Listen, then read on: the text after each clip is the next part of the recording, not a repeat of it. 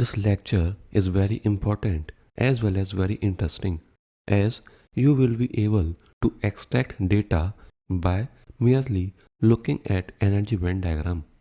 When we draw energy band diagram of a semiconductor device, we usually draw minima of conduction band energy level EC, Fermi energy level of the semiconductor device, and maxima of valence band energy level EV.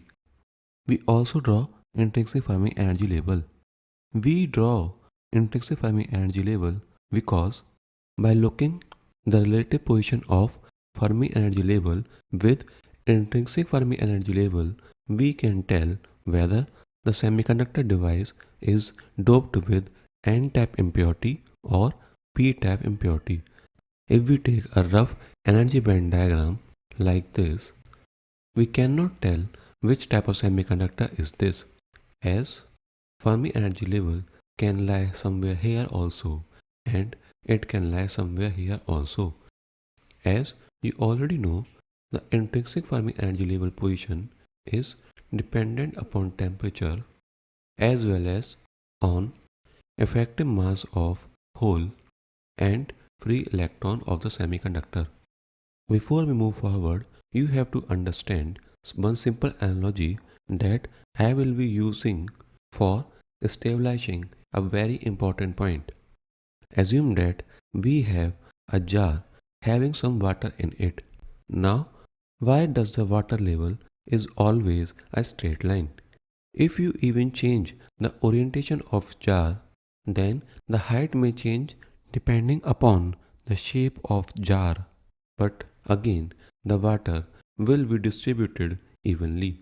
The reason is all the water molecules tend to achieve energy states with lower value of potential energy. And due to Earth's gravitational force, the potential energy is given by the formula mgh. Therefore, water molecules kept at greater height will have high potential energy with respect to water molecule which is kept at lower height. If any molecule has acquired high energy state leaving a lower energy state vacant, then it will not be in equilibrium unless molecule at higher energy state moves to lower energy state. Somewhat similar analogy can be applied to electrons present inside a semiconductor.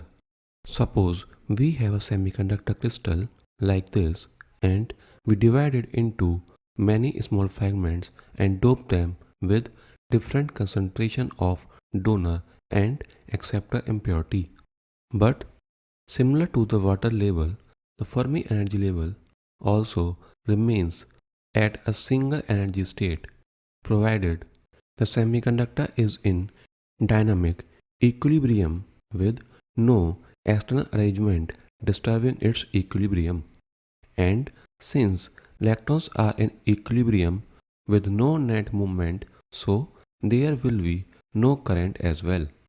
So, while drawing the energy band diagram, we first draw Fermi energy level.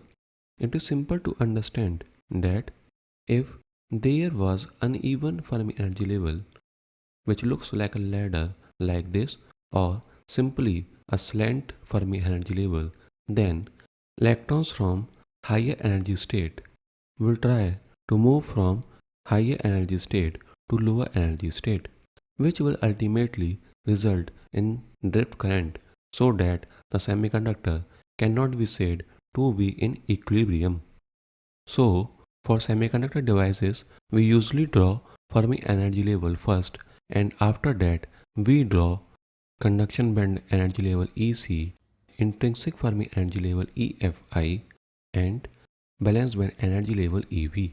For rough energy band plots, we usually keep intrinsic Fermi energy level approximately at the middle of EC and EV.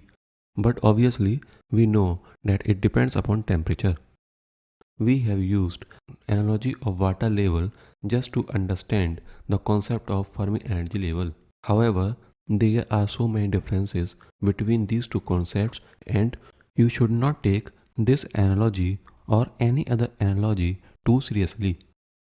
Now you have to tell which type of dopants are used in the semiconductors whose energy band diagram is provided. Now for the first case, you can see that at the left end the Fermi energy level lies slightly lower than intrinsic Fermi energy level, and at the right end the Fermi energy level lies significantly lower than intrinsic Fermi energy level and very close to valence band energy level. One thing that you can say for the whole semiconductor, that every segment of the semiconductor is doped with p-type impurity, and the value of doping concentration at left end is smaller than the doping concentration at right end. As you know that as the doping concentration of acceptor impurity increases, the Fermi energy level goes nearer to the valence band energy level. So the doping concentration of acceptor impurities increases from left to right. If we talk about the second case, you can see that at the right end, the Fermi energy level lies below the intrinsic Fermi energy level, whereas the left end Fermi energy level lies above the intrinsic Fermi energy level. Therefore, at left end, the semiconductor is having N-type doping concentration, whereas on the right side, the semiconductor is having P-type doping concentration.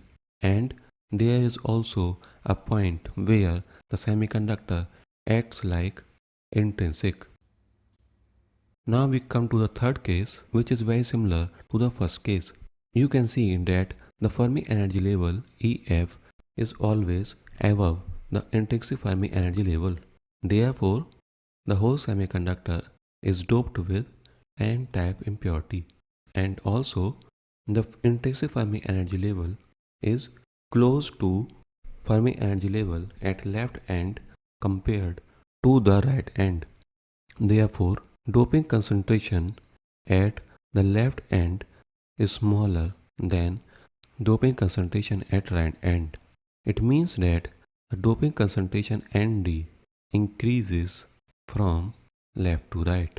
So, until now you have understood two important points, that the Fermi energy level for a semiconductor which is kept at equilibrium is a straight line. Similarly, assume that if the Fermi energy level is not a straight line, therefore the electrons will come from the higher energy state to lower energy state, resulting in a net current in the opposite direction of the flow of electrons, thereby inducing a current as well as creating a non-equilibrium state. You know that electric field inside the semiconductor is negative of differential of potential difference with respect to x.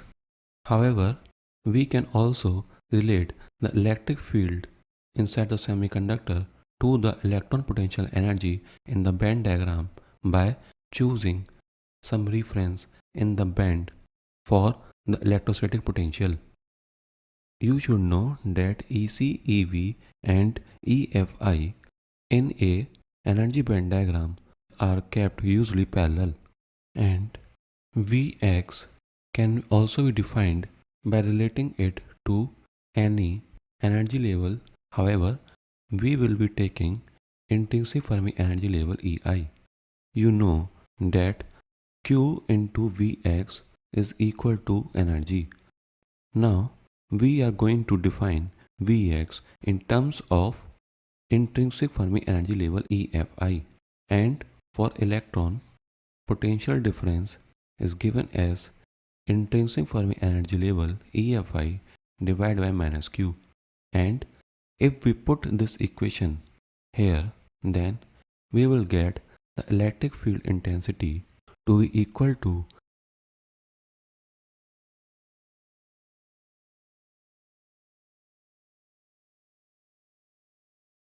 1 upon Q into differential of intrinsic Fermi energy level with respect to x. The question is, what does this equation mean? To understand it, let us first draw an intrinsic Fermi energy level EFI. Now, the direction of electric field intensity will be given as the differential of intrinsic Fermi energy level with respect to distance x. And for this particular intrinsic Fermi energy level, if we calculate the electric field, then we will find the direction of electric field will be from left to right.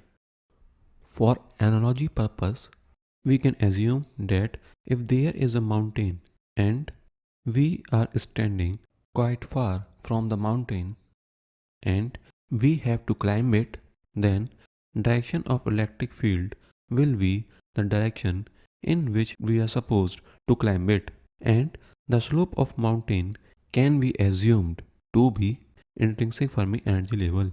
This is just an analogy to find the direction of electric field intensity when the energy band diagram is provided. Don't take it too seriously.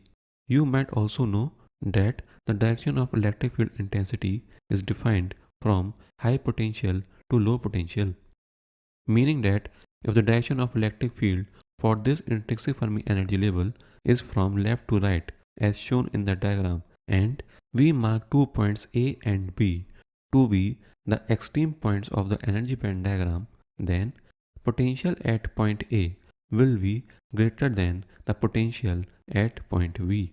So we can say point which is having higher potential will be present at lower energy level in energy band diagram. Till now, we have discussed for equilibrium cases where there is no net current and Fermi energy level is always a straight line occupying a single energy band level. Now, we will discuss a case in which Fermi energy level is not present on a single energy band level, meaning that such type of semiconductor is in non-equilibrium state and there will be a current flowing inside it. We assume the intrinsic Fermi energy level to be present like this. We have just discussed that the electric field intensity will be in this direction, and if we mark points A and B, then potential at point A will be greater than the potential at point B. Also, we know that electrons move in the direction opposite to the direction of electric field, meaning that electron will be flowing from right to left, and similarly holes will move from left to right. And the analogy which you can use to remember this point is, assume that we have a solid right angular badge like this and electron is kept at the topmost point. Then the electron will move in the direction as if a ball is rolling down under the force of gravity. And if we assume slant side of the wedge to be Fermi energy level EF, then we can say electrons will move downhill or from right to left direction, and current will flow in the opposite direction of flow of electrons, meaning that the current will flow from left to right. I hope all the points are crystal clear to you. We will summarize the lecture by writing all the points discussed. For equilibrium, Fermi energy level is a straight line parallel to energy band levels. Since Fermi energy level is a straight line occupying a single energy band level, no current is flowing inside the semiconductor. Direction of electric field intensity is in the direction as if we have to climb a mountain with intrinsic Fermi energy level to be the slope of the mountain. If intrinsic Fermi energy level is also a straight line occupying a single energy band, then there is no net electric field present inside the semiconductor. Potential at lower point of energy band diagram has high potential. For non-equilibrium, Fermi energy level will definitely cross multiple energy band levels. The direction of flow of electrons is opposite to the direction of electric field. And for analogy, we can assume as if we have left electrons at the top of wedge to roll down freely under the force of gravity with slant side of wedge 2v Fermi energy level EF.